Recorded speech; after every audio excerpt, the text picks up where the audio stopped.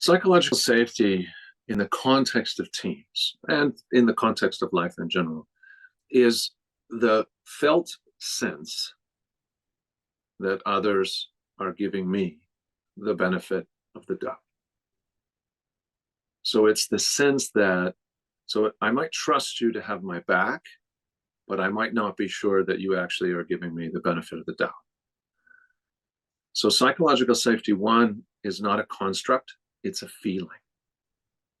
And in a team, psychological safety is the sense that within the team, there is psychological safety at all the varying degrees, that it's possible for each individual who's a part of that team. So there's a general sense of psychological safety on the team. And then as the topics change, as the conversations change, as the issue change, the level of psychological safety will shift. So I might feel really safe, an example that might be useful, when I'm sharing ideas and brainstorming around the team. Everyone's free. There's some norms around that. We feel pretty comfortable with doing that. So everyone feels quite free and unjudged, and like everyone's giving the benefit of the doubt that maybe off the wall idea actually might have some value. But let's change the conversation to where we talk about whether or not we should possibly bring in someone else onto the team to fulfill part of a role that we feel is lacking, that maybe I had a part in. So do I now feel safe to share that I agree or disagree? Or that maybe it's about my quality of work? Do I feel safe, and do others feel safe to say something?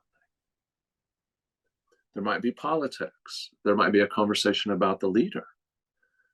The leader might say, hey, I'd love to have feedback from my team. And immediately, that's a different context where psychological safety needs to be present in order for that to be healthy and robust.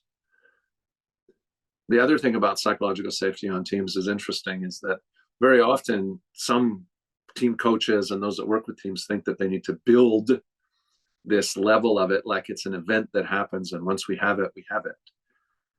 But that's often not a mature view of psychological safety, where psychological safety is not something that happens and we have it, just like trust doesn't just happen and we have it. Confidence doesn't just happen and we have it.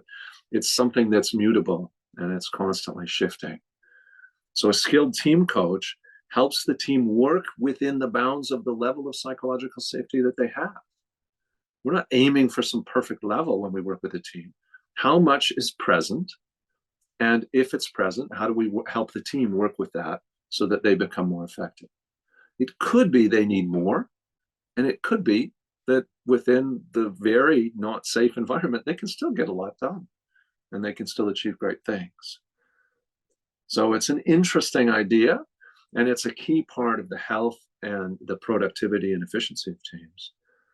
But it's not like you have it or you don't have it. It's always present at a varying level, changes with context, and may not be necessary to do certain things, and is incredibly helpful to do other things. But ideally, in an environment of well-being, the team becomes that safe space for us, where we feel like others are giving us the benefit of the doubt.